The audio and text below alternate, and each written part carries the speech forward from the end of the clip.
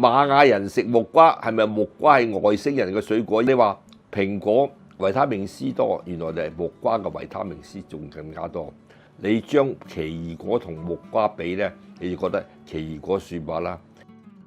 山金養生智慧嗱，今次繼續同大家講水果嘅養生，因為未講完嘅。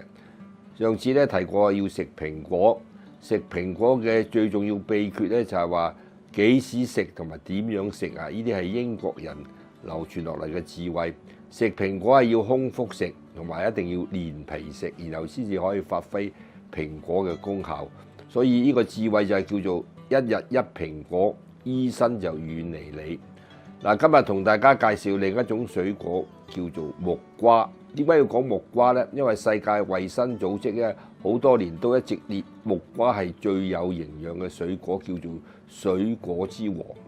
嗱，講起木瓜就令我諗起我哋以前讀書嘅時候咧，就讀過《詩經》有一篇篇章係《詩經》嘅衛風。第一章裏邊講：投我以木瓜，報之以瓊琚，匪報也，永以為好也。呢個係第一章。嗱，咩叫做瓊琚呢？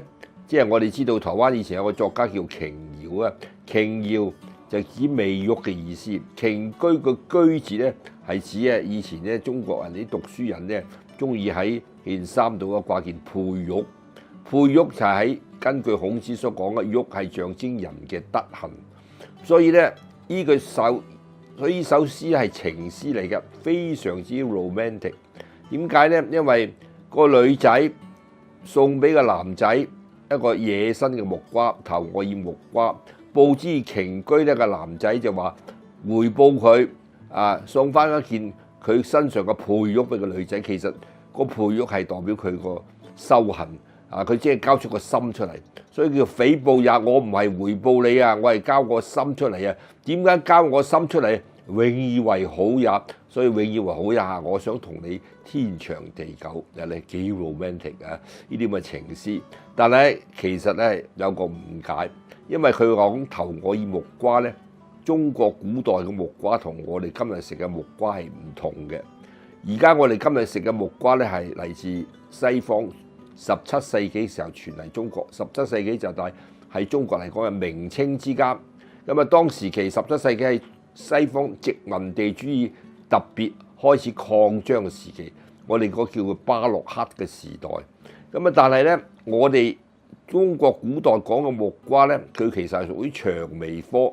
佢正式嘅學名咧叫做係貼緊海棠。貼就係體貼嘅貼，緊就係木字邊一個變根嘅根。貼緊海棠咧，呢種咁樣嘅植物咧係主要用喺藥用，亦都可以野生食，喺《本草綱目》有載嘅。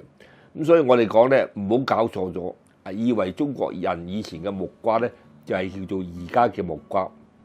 而家木瓜叫做番，正式嘅學名叫做番木瓜，Carica papaya。Carica 就 Carica，papaya 就係我哋通常譯做木瓜。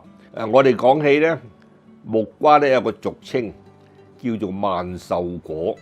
嗱，證明咧木瓜係可以令到人長壽，但係其實萬壽果亦都有個誤解，因為萬壽果呢個講法咧，最早嘅叫萬壽果個人咧係秦始皇。但秦始皇口中嘅萬壽果唔係我哋今日嘅番木瓜，秦始皇嘅口中嘅萬壽果係另一種植物叫做拐棗，拐就係拐杖個拐，棗就紅棗個棗。呢個拐棗咧，其實喺《本草綱目》亦都有記載，亦都係一種藥用嘅中藥嚟嘅，可以能夠治病好多唔同嘅病，所以唔好搞錯。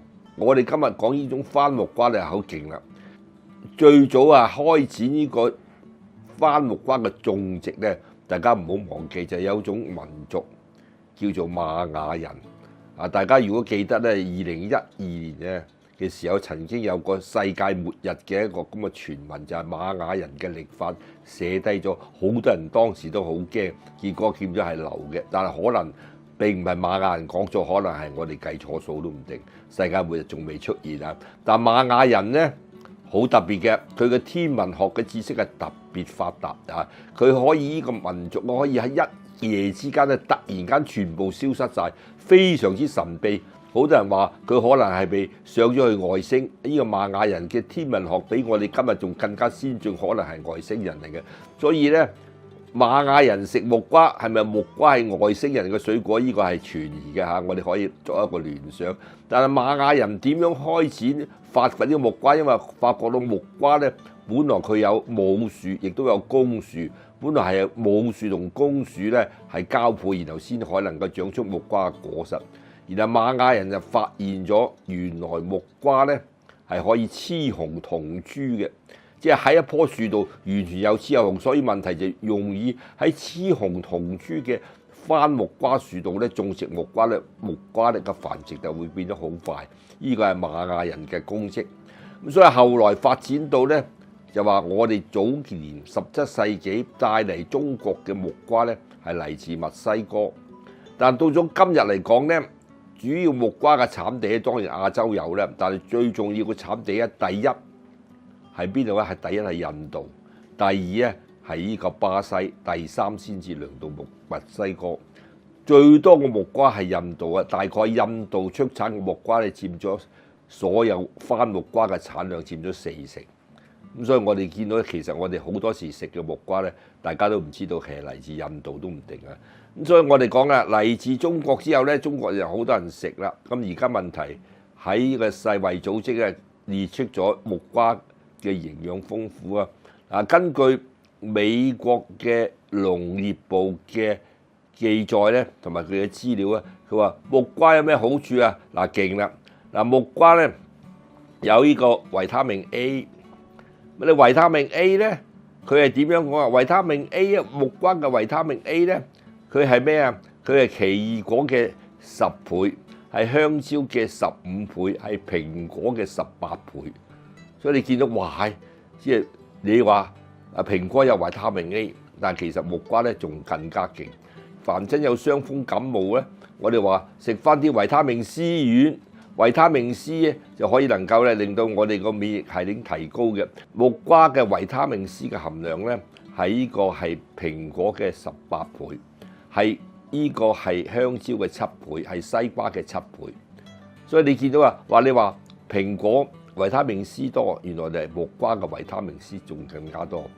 咁仲有一樣嘢咧，木瓜更加勁嘅就木瓜裏邊含有一啲我哋叫做類胡蘿蔔素同埋beta嘅胡蘿蔔素，同埋加上一啲叫做茄紅素、葉黃素、米黃素。呢啲嘢全部都係其他生果冇，除咗奇異果有。呢啲嘢全部咧係可以對我哋嘅眼睛咧產生一個保護作用，可以補眼咧。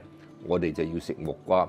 咁你話奇異果係有呢啲咁樣嘅特殊嘅元素茄紅素葉黃素之類，但係你將奇異果同木瓜比咧，你就覺得奇異果算罷啦。